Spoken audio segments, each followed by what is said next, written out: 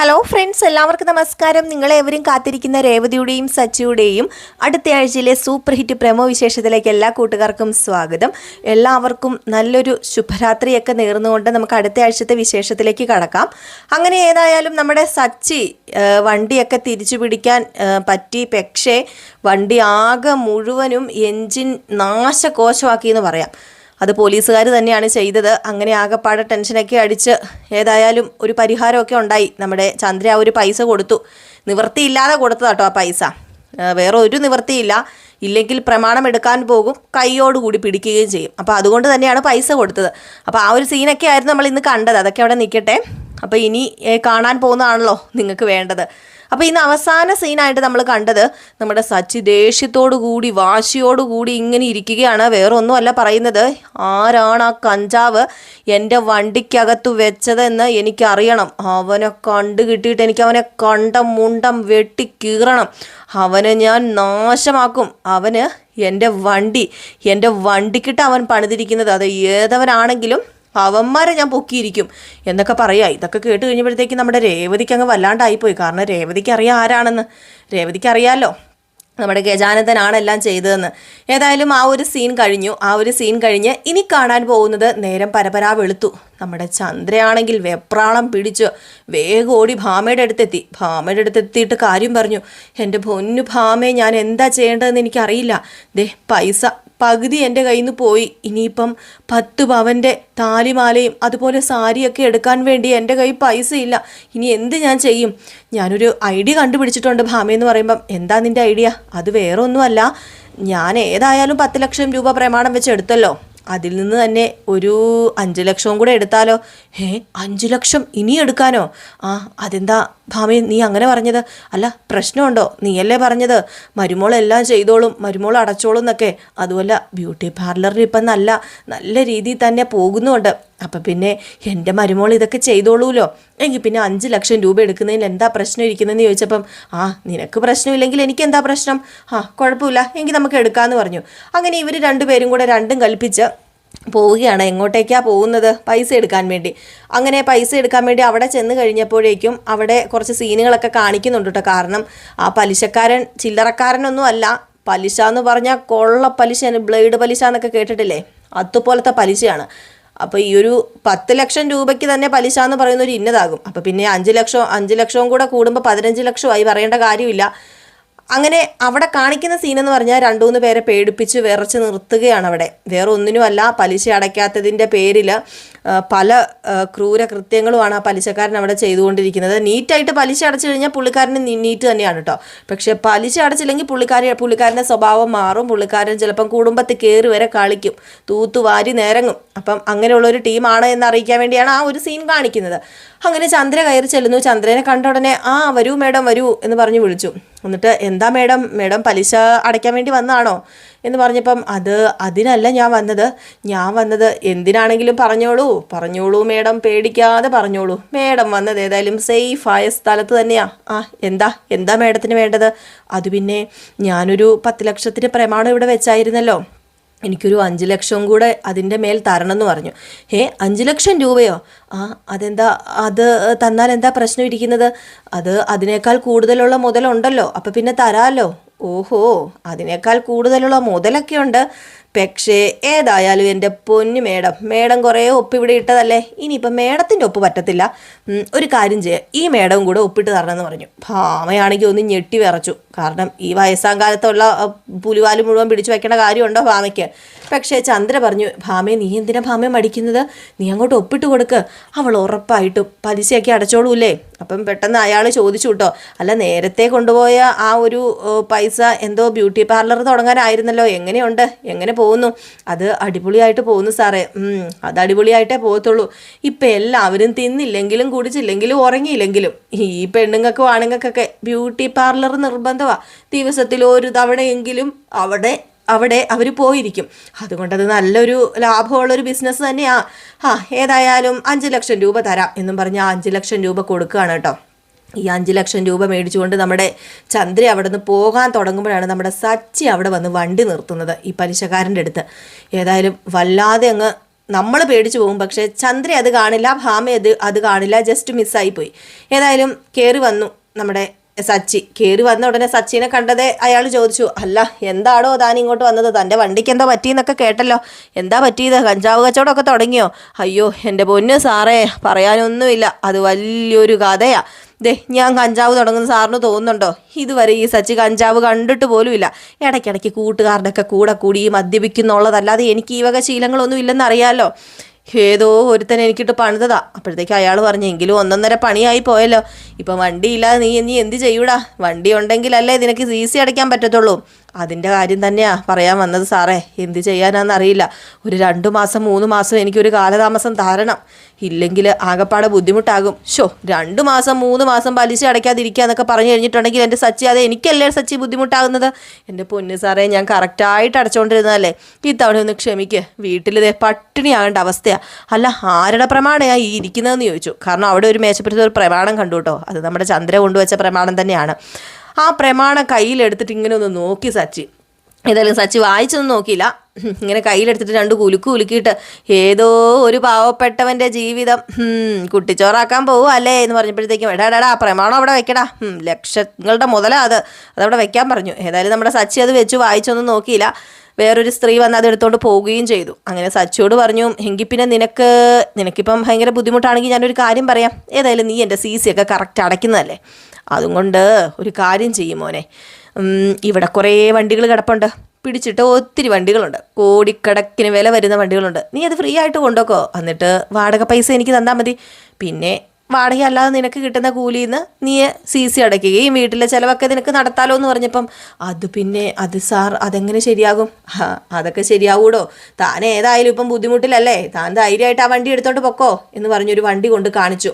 അപ്പോൾ അവിടെ ഒത്തിരി വണ്ടി ഇങ്ങനെ നിരന്ന് കിടക്കുന്നത് കണ്ടപ്പോഴത്തേക്കും, ചില്ലറ വണ്ടി അല്ലല്ലോ സാറേ, ഇത് കുറേ പേരുടെ ജീവിതം ഇവിടെ പിടിച്ചിട്ടിട്ടുണ്ടല്ലോ. പിന്നെ പിടിച്ചിടാതെ പലിശ അടച്ചില്ലെങ്കിൽ ആരാ ഈരാന്നൊന്നും ഞാൻ നോക്കത്തില്ല, കറക്റ്റ് ഇവിടെ പിടിച്ചു കൊണ്ടുവന്നിരിക്കും. അതാണ് ഞാൻ എന്നൊക്കെ പറഞ്ഞ് പുള്ളിക്കാരൻ അങ്ങ് ഓരോ ഡയലോഗൊക്കെ ഇറക്കി. ഏതായാലും സച്ചിക്ക് ആ ഒരു വണ്ടിയൊക്കെ കൊടുത്തു കേട്ടോ.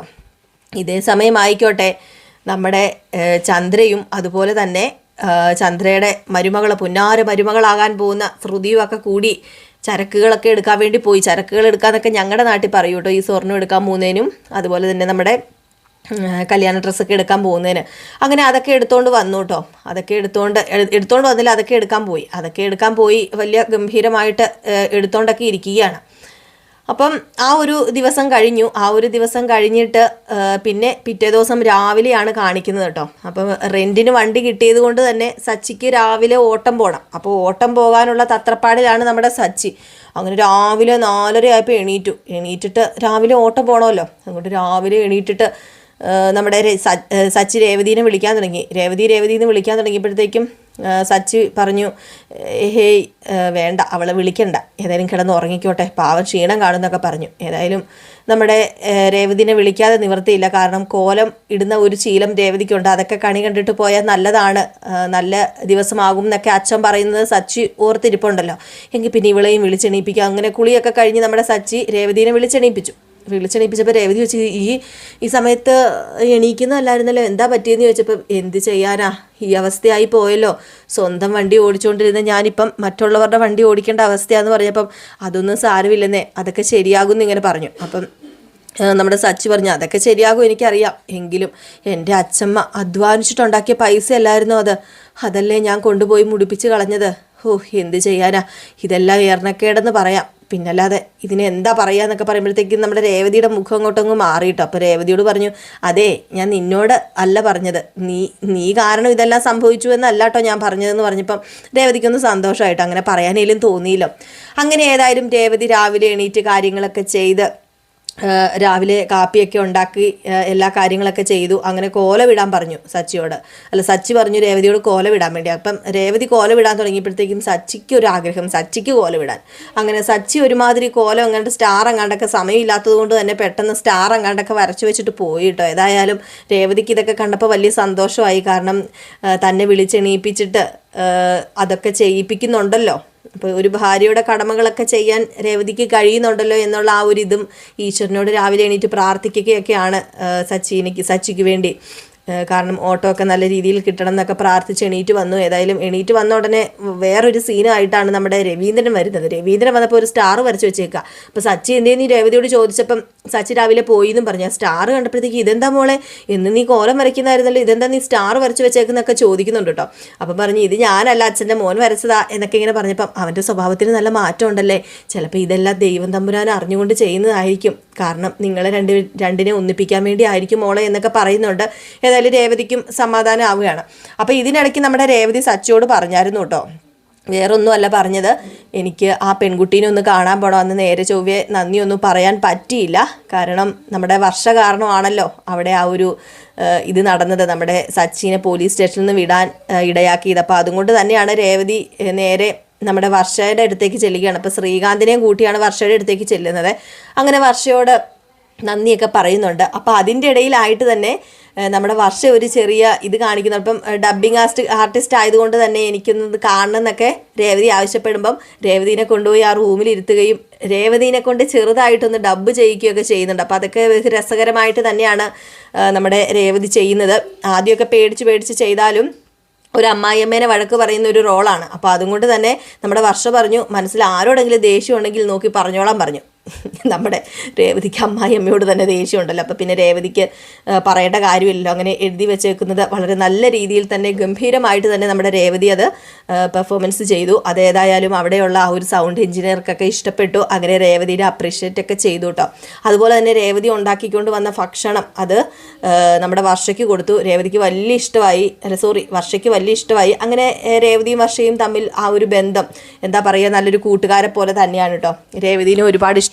ആർക്ക്? നമ്മുടെ വർഷയ്ക്ക്. അപ്പോൾ അങ്ങനെ ഒരു സീനൊക്കെ കാണിക്കുന്നു. ഇതിനിടയിൽ നമ്മുടെ രേവതിയും അതുപോലെ തന്നെ ഗജാനന്ദനും കണ്ടുമുട്ടുന്നുണ്ട്. രേവതി ഇങ്ങനെ വഴി കൂടെ നടന്നു പോകുമ്പോൾ കണ്ടുമുട്ടുമ്പോഴത്തേക്കും ഗജാനന്ദൻ നല്ലത് രേവതിയോട് പറയുമ്പം രേവതി ഗജാനന്ദനെ വഴിയിലിട്ട് പൊരിക്കുകയാണ്. നിങ്ങൾ തന്നെ ഇത് ചെയ്തതെന്ന് ഞങ്ങൾക്കറിയാം, പക്ഷെ ഞാനത് പറയാത്തത് നിങ്ങളെ രക്ഷപ്പെടുത്താൻ വേണ്ടിയൊന്നുമല്ല. എൻ്റെ ഭർത്താവ് വന്നു കഴിഞ്ഞാൽ നിങ്ങളെ കൊല്ലും. എൻ്റെ ഭർത്താവിനെ എനിക്ക് നന്നായിട്ടറിയാം. എൻ്റെ ഭർത്താവിനെ എനിക്ക് വേണം. എൻ്റെ ഭർത്താവിനെ ജയിലിൽ വിടാൻ എനിക്ക് ഒരു താല്പര്യമില്ല. അതുകൊണ്ട് മാത്രമല്ല, നിങ്ങളെ പേടിച്ചിട്ടല്ല ഞാൻ പറയാത്തത്, എൻ്റെ ഭർത്താവിനെ പേടിച്ചിട്ടാണ് ഞാൻ പറയാത്തത്. അങ്ങേരെ എനിക്ക് വേണം, അതുകൊണ്ടാണ് ഞാൻ പറയാത്തത്. അങ്ങേരുണ്ടല്ലോ നിങ്ങളെ കൊന്നിട്ട് ജയിലിൽ പോകാൻ പോലും മടിക്കില്ലാത്ത ആളാണെന്ന് നിങ്ങൾക്ക് അറിയാമല്ലോ എന്നൊക്കെ ചോദിച്ച് വലിയ ഡയലോഗൊക്കെ അടിച്ചിട്ട് പോകുന്നുണ്ട് നമ്മുടെ രേവതി. ഏതായാലും ഗജാനന്ദൻ അവിടെ ചൂളി പോകുന്ന ഒരവസ്ഥയാണ്. ഇതിനിടയിൽ പിന്നെ കാണിക്കുന്നത് നമ്മുടെ ശ്രുതിക്ക് വേണ്ടി കല്യാണസാരി ആഭരണങ്ങളൊക്കെ എടുത്തിട്ട് വീട്ടിൽ വന്നല്ലോ. എന്നിട്ട് ഇതാണെങ്കിൽ അങ്ങോട്ടും ഇങ്ങോട്ടും തിരിച്ചും മറിച്ചും ഒക്കെ വെച്ച് നോക്കുകയാണ് ചന്ദ്ര.